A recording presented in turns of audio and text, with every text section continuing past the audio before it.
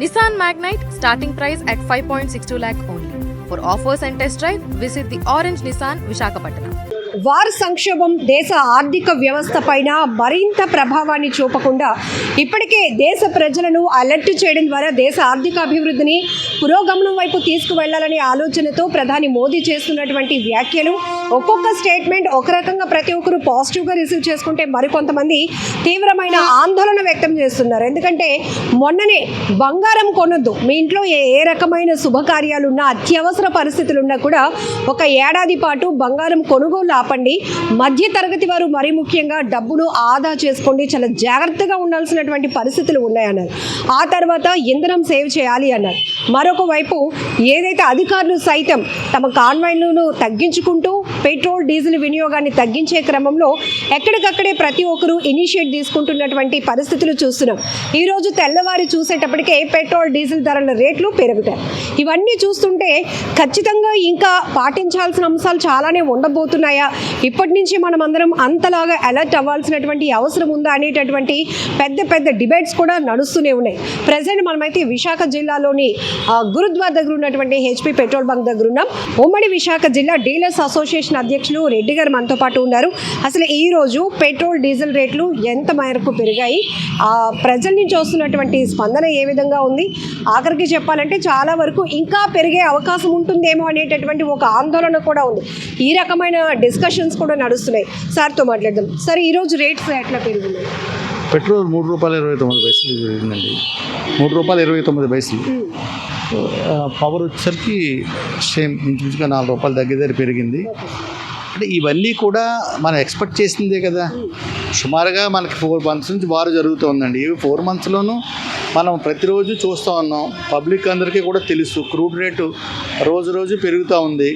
Crude కూడా supply కూడా తగ్గింది. ఈ వార్ వల్లే తగ్గింది తప్ప అదర్వైజ్ ఏంటంటే ప్రొడక్ట్ తయారీ లేక కాదు, వేరే ఉద్దేశాలు ఏం కాదు. వార్ జరిగేటప్పుడు వాళ్ళ సేఫ్టీ వాళ్ళు చూసుకుంటారో అదే కారణం చొప్పున మీకు ఈరోజు క్రూడ్ కొంచెం సప్లై తగ్గింది. తదుపరి మనకి రేట్ కూడా పెరగటం జరిగింది. ఇది ఒక్క మన రాష్ట్రం మీద, ఒక మన దేశం మీద పడేటటువంటి ప్రభావం అయితే కాదు, ఓవరాల్గా వార్ ఎఫెక్ట్ అనేది వరల్డ్ వైడ్గా జరుగుతున్నటువంటి ఆర్థిక సంక్షోభ పరిస్థితుల్లో భాగమే. మొన్ననే మీతో మాట్లాడించాం సార్, ఆ రోజు కూడా పెట్రోల్ కొరత ఉందంట, మళ్ళీ దొరకదేమో అని తెల్లవారుజామునే క్యూలు కట్టారు. ఇప్పుడేమో రేట్లు పెరిగాయి. ఒక రకంగా సామాన్యుడి పైనే ఇవి ఏవైనా కూడా పెద్ద స్థాయిలో భారం పడింది. అంటే భారం అనుకునే దానికన్నా బాధ్యత కదండి అది. ఇప్పుడు దేశం ప్రపంచం క్రైసిస్లో ఉంది. క్రైసిస్లో ఉన్నప్పుడు మన ఇష్టం వచ్చినట్టు దోబరా చేయటం ఎంతవరకు వాస్తవం? అది మన కంఫర్ట్గా ఉన్న రోజుల్లో కూడా దోబరా చేయటం అనేది తప్పు. అది మన దేశంలో ఈవేళ కాదు, మన బ్రాటప్లోనే ఉంది. దోబరా చేయొద్దు, అనవసరమైన వేస్ట్ ఎక్స్పెండిచర్ చేయొద్దని మనం ఏదైనా చెప్పినా కానీ వేరేగా భావించారో. అందువల్ల ఏంటంటే మన లిమిట్లో మనం ఉంటాం, గౌరవం. సార్, గత కొన్నాళ్ళుగా చూస్తే కనుక వాహనాల సంఖ్య చాలా పెరిగింది. మన వైజాగ్లో కావచ్చు, ఇప్పుడు మీరు ఉమ్మడి విశాఖ జిల్లా అధ్యక్షులుగా ఉన్నారు కాబట్టి విపరీతమైన వాహన వినియోగాలు. మీరు అన్నట్టు ఎవరైనా చెప్పినా అది సజెషన్గా కన్నా మీకేముంది, మీరు చెప్తారు మాకు అవసరం కాబట్టి ఇన్ని కార్లు ఉన్నాయి మా ఇంట్లో, ఇట్లా రకమైన. బట్ ఇప్పుడు మోదీ గారే చెప్తున్నారు అవసరం అయితేనే బయటకు రండి, ఈవెన్ స్కూల్స్ కూడా ఆన్లైన్ క్లాసులు నిర్వహించండి అని చెప్తున్నారు. అంటే ఒక రకంగా చెప్పాలంటే ఫ్యూయల్ మనం ఏ రేంజ్లో సేవ్ చేయాల్సినటువంటి పరిస్థితి. అంటే ఫ్యూయల్ చేంజ్ చేయటంలో 2 రకాలండి.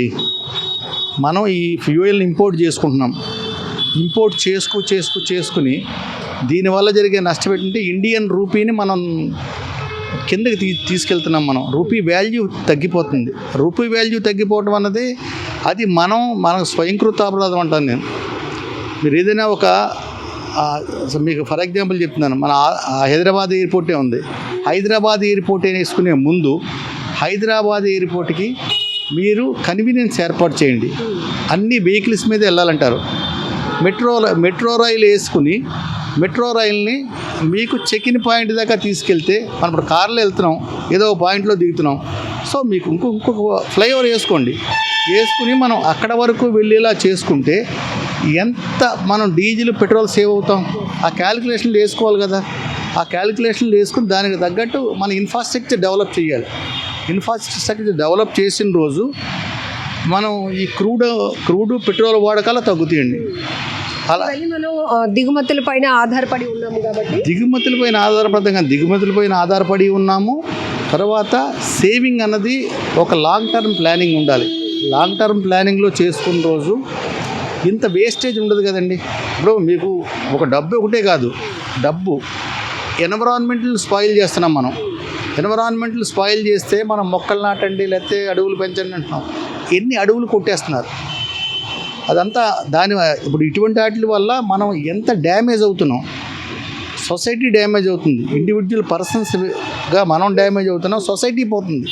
సొసైటీ పోయేటప్పుడు సొసైటీని దృష్టిలో పెట్టుకుని కొన్ని మనం చర్యలు తీసుకోవాలి.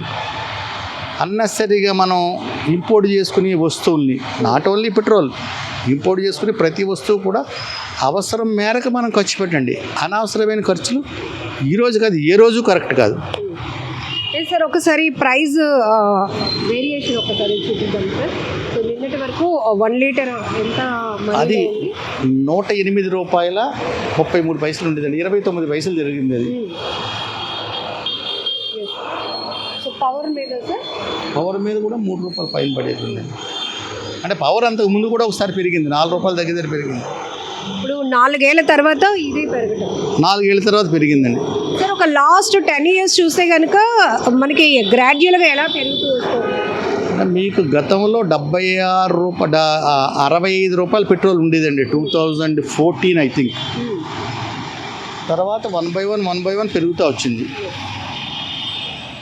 సో ప్రస్తుతం వార్ సంక్షోభం వల్ల ప్రతి దేశం తీసుకోవాల్సినటువంటి ఆర్థిక అభివృద్ధిలో భాగంగా తీసుకోవాల్సిన చర్యల్లో భాగంగానే మోదీ గారు ఇస్తున్న స్టేట్మెంట్స్ని కూడా ప్రజలు ఇది భారం అనుకోకుండా ఒక బాధ్యతగా తీసుకోవాల్సిన అవసరం ఉంది. ఏదైతే ఇంధన వినియోగమే కాదు, అనవసరంగా అంటే అవసరం లేకుండా దిగుమతి చేసుకుంటున్న వాటిపై కూడా ఒక కంట్రోలింగ్ అనేది ఉండాలి. ఇది ప్రతి ఒక్కరు వ్యక్తిగతంగా కూడా ఫాలో అవడం వల్ల మన ఫ్యామిలీకే కాదు, అటు దేశ అభివృద్ధి, ఆర్థిక అభివృద్ధికి కూడా దోహదపడే వాళ్ళం అవుతాము అంటూ ఉమ్మడి విశాఖ జిల్లా డీలర్స్ అసోసియేషన్ అధ్యక్షులు చెప్తా ఉన్నారు.